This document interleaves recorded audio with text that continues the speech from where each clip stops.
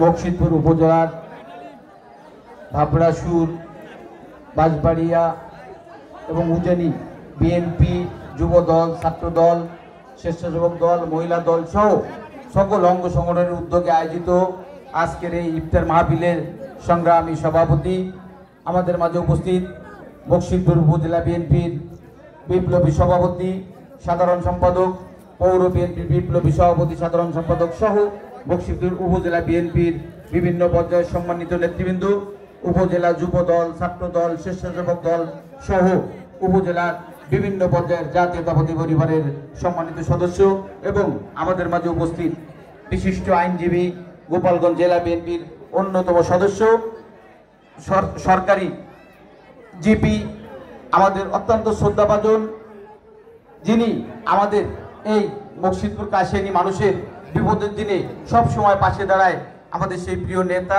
জনাব অ্যাডভোকেট সেলিম সহ উপস্থিত আমাদের এই অঞ্চলের জাতীয়তাবাদী পরিবারের সম্মানিত নেতৃবৃন্দ ও সম্মানিত ভাই ও বোনেরা, আমাদের মাঝে উপস্থিত হিন্দু সম্প্রদায়ের ভাই বোনেরা, সবাইকে জানাই আমি আমার ব্যক্তিগত পক্ষ থেকে এবং এদেশের তিনবারের সাবেক প্রধানমন্ত্রী দেশ নেত্রী বেগম খালেদা জিয়া এবং আগামীর রাষ্ট্রনায়ক বিএনপির ভারপ্রাপ্ত চেয়ারম্যান জনাব তারেক রহমানের পক্ষ থেকে সংগ্রামী শুভেচ্ছা এবং বিপ্লবী অভিনন্দন।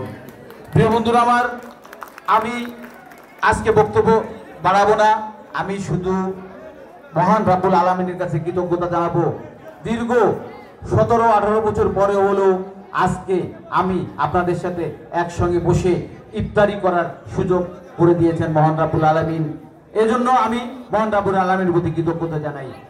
প্রিয় নেতৃবৃন্দ, আমরা কিন্তু গত 17-18 বছরে, বিশেষ করে আমি 2008 সালে এখানে নির্বাচন করে যাওয়ার পরে আমি কিন্তু আর কখনোই আপনাদের সাথে এইভাবে বসে একত্রিত হওয়ার সুযোগ হয়নি। একটি রাজনৈতিক দল যারা বিগত 17-18 বছরে বিনা ভোটের মাধ্যমে এদেশের শাসন ক্ষমতা অধিষ্ঠিত হয়েছিল, তারা এদেশে, আমরা এখানে যারা উপস্থিত আছি, আপনারা কি বিগত 3টে জাতীয় নির্বাচনে কেউ কখনো ভোট দিতে পেরেছেন? আমার মনে হয় না, আমি তো দিতে পারি নাই। এখানে উপস্থিত যারা আছেন, যারা জাতীয়তাবাদী পরিবারের লোক আছেন, যারা ফ্যাসিস্ট, পতিত ফ্যাসিস্টের ভিন্নবলম্বী যারা আছেন, কেউ কোনো ভোট দিতে পারছেন বলে আমি মনে প্রাণে বিশ্বাস করি কেউ পারেন নাই, এবং সেই সুযোগও আপনাদের দেয়া হয় নাই। বন্ধুরা আমার, একটি দল, যে দলের নেত্রী, যে দলের অনেক নেতাকর্মী রয়েছে, তাদের ফেলে এদেশ থেকে পালিয়ে গেছেন। সেই নেত্রী পালিয়ে গেছেন, তার বোন পালিয়ে গেছেন, শেখ পরিবারের লোকজন পালিয়ে গেছেন, আর কিছু আওয়ামী লীগের দোসর পালিয়ে গেছেন। তাদের কিন্তু হাজার হাজার নেতা কর্মীদের রেখে একজন নেত্রী কিভাবে পালিয়ে গেলেন দেখেন। আমি মনে প্রাণে বিশ্বাস করি যে নেত্রী, আমাদের প্রিয় নেত্রী দেশ নেত্রী বেগম খালেদা জিয়া, এদেশের 3বারের সাবেক প্রধানমন্ত্রী দেশ নেত্রী বেগম খালেদা জিয়াকে একটি মিথ্যা মামলা দিয়ে তাকে 2 বছর কারান্তরীণ রেখেছিলেন, তাকে মিথ্যাভাবে 10 বছরের সাজা দিয়েছিলেন। কি মামলা সেটা? 2 কোটি টাকা।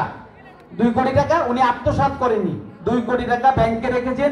সেই টাকা বেড়ে 8 কোটি টাকা হয়েছে। কি হয়েছে? উনি নাকি এই টাকা তসরুপ করেছেন। অথচ আপনারা দেখেন, পত্রিকার পাতা খুললে একটি পরিবারের হাজার হাজার কোটি টাকা, হাজার হাজার বিঘা সম্পত্তি আজকে আমরা দেখতে পাই। লজ্জা লাগে যে নেত্রী সবসময় বলে থাকেন তার বাবা নাকি এদেশটা স্বাধীন করেছেন, তার বাবা নাকি এদেশের মালিক। তাদের আচরণে মনে হয়েছে সত্যি তারা যেভাবে গত 16 বছর যে দুঃশাসন করেছে, আমাদের উপরে যে নিপীড়ন করেছে, যে নির্যাতন করেছে, আপনারা সকালেই কিন্তু ভুক্তভোগী। তাদের অনুসারীরা আমাদের বকশিতপুরে, তাদের অনুসারীরা, পতিত ফ্যাসিস্টের দোসররা আমাদের এখানে যারা আছেন, বা জাতীয়তাবাদী পরিবারে যারা আছেন, যা ভিন্ন মতাবলম্বী যারা ছিলেন, সবার প্রতি এমন কোন অন্যায়, অত্যাচার, অবিচার করেনি যা আমরা মুখ বুজে সহ্য করেছি। বন্ধুরা আমার, এখন সময় এসেছে প্রতিবাদ করার। আমাদের সময় এসেছে প্রতিবাদ করার। আমরা প্রতিবাদ করব, প্রতিরোধ করব, প্রতিহত করব, কিন্তু আমরা কারো প্রতি কোনো অন্যায় করব না, কারো প্রতি কোনো অবিচার করব না, কারো প্রতি কোনো জুলুম করব না। এটাই আমি আপনাদের প্রতি উদাত্ত আহ্বান জানাবো। বন্ধুরা আমার, আমি আপনাদের প্রতি বিনতি, দেশ নায়ক তারেক রহমানের নেতৃত্বে বাংলাদেশে যে গণতান্ত্রিক আন্দোলন চলমান, সেই আন্দোলন সফল করার মধ্য দিয়ে আপনারা এদেশে আবারও গণতন্ত্র প্রতিষ্ঠা করবেন, আবারও এদেশে সুশাসন দিবেন, আবারও একটি দুর্নীতিমুক্ত বাংলাদেশ প্রতিষ্ঠা করবেন। এই হোক আজকে আমাদের শপথ। তাই আমি আমার বক্তব্য না বাড়িয়ে আপনাদের সবাই, আমাদের প্রিয় নেত্রী, এদেশের তিনবারের সাবেক প্রধানমন্ত্রী দেশ নেত্রী বেগম খালেদা জিয়া শারীরিকভাবে অসুস্থ, আপনারা সবাই ওনার জন্য দোয়া করবেন। আমাদের প্রিয় নেতা জনাব তারেক রহমানের জন্য দোয়া করবেন এবং আমাদের এই চলমান গণতান্ত্রিক আন্দোলন সফল করার মধ্য দিয়ে এদেশে আবারও বিএনপিকে ক্ষমতা অধিষ্ঠ করবেন, এই আশা এবং প্রত্যাশা ব্যক্ত করে আপনাদের সকলের সুস্বাস্থ্য কামনা করে শেষ করছি।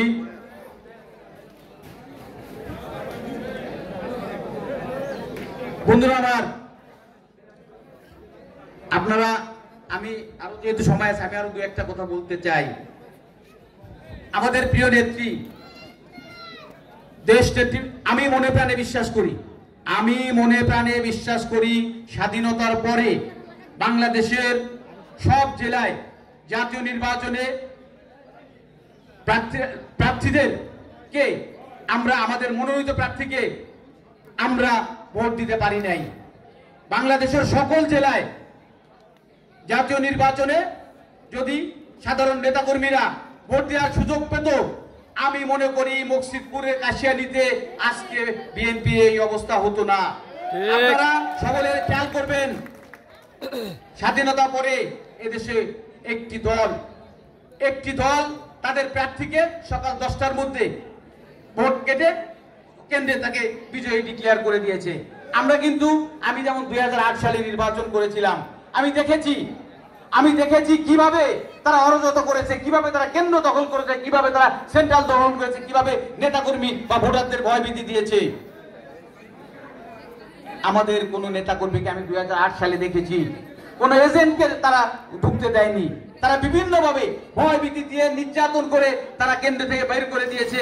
আমাদের একজন সদ্য সিনিয়র নেতা ছিলেন 2001 সালে মহাপ্রধান চৌধুরী সাহেব, উনি নির্বাচনে এসেছিলেন।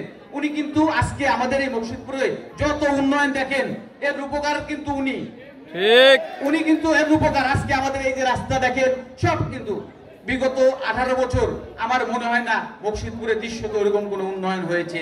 মকসিদপুরে উন্নয়ন হয়েছে ব্যক্তি কিছু কয়েকজন মানুষ আজকে ভুলে ভেবে তারা কোটিপতি হয়েছে, তারা দুর্নীতি করে আজকে হাজার হাজার কোটি টাকার মালিক হয়েছে। তাই আমি মনে প্রাণে বিশ্বাস করি আপনাদের প্রত্যক্ষ ভোটের মাধ্যমে এবার আর বিগত দিনের মতো দিনের ভোট আর রাতে হবে না, এবার আর নিশিরাতে কোনো ভোট হবে না। আপনাদেরকে আশ্বস্ত করতে চাই, মাঝে মাঝে আমরা ফেসবুকে দেখি বিভিন্ন আওয়ামী লীগের নেতাকর্মী বলে আপা আসিতেছে, যে নেত্রী পালিয়ে যায় সে আর কখনো দেশে ফিরে আসে না। আমি আপনাদেরকে অতটুকু আশ্বস্ত করতে চাই, আওয়ামী লীগ নেত্রী আর কখনো দেশে নির্বাচন করার জন্য ফিরে আসবে না। ফিরে আসবে আসামি হয়ে, ফিরে আসবে বন্দী হয়ে, ফিরে আসবে সাজাপ্রাপ্ত হয়ে। আপনারা কি দুর্নীতির বিচার চান না? আপনারা কি অপরাধীর বিচার চান না? আপনারা কি যে অন্যায়কারীর বিচার চান না? ইনশাআল্লাহ আগামী নির্বাচনে আপনার দেশনেত্রী বেগম খালেদা জিয়ার মনোনীত প্রার্থীকে ভোট দিয়ে নির্বাচিত করার মধ্য দিয়ে সকল অপরাধীদের বিচার আমরা করব। আমরা কোনো আইন হাতে তুলে নিব না। আপনাদের প্রতি উদাত্ত আহ্বান জানাবো, বিগত দিনে যারা নিপীড়ন করেছে, বিগত দিনে যারা নির্যাতন করেছে, আমরা আইন হাতে নিয়ে তাদের বিচার আমরা করব না। আপনারা আপনাদের প্রত্যক্ষ ভোটের মধ্য দিয়ে আবারও এদেশে বিএনপিকে ক্ষমতা অধিষ্ঠিত করবেন এবং বিএনপি ক্ষমতায় এসে অধিষ্ঠিত হওয়ার পর সকল অপরাধীর বিচার আমরা করব ইনশাআল্লাহ। সবাই ভালো থাকবেন, সুস্থ থাকবেন। আল্লাহ হাফেজ। বাংলাদেশ জিন্দাবাদ। শহীদ রাষ্ট্রপতি জিয়াউর রহমান অমর হোক। দেশ নেত্রী বেগম খালেদা জিয়া দীর্ঘজীবী হোক। তারুণ্যের অহংকার জনাব তারেক রহমান জিন্দাবাদ। ধন্যবাদ সবাইকে।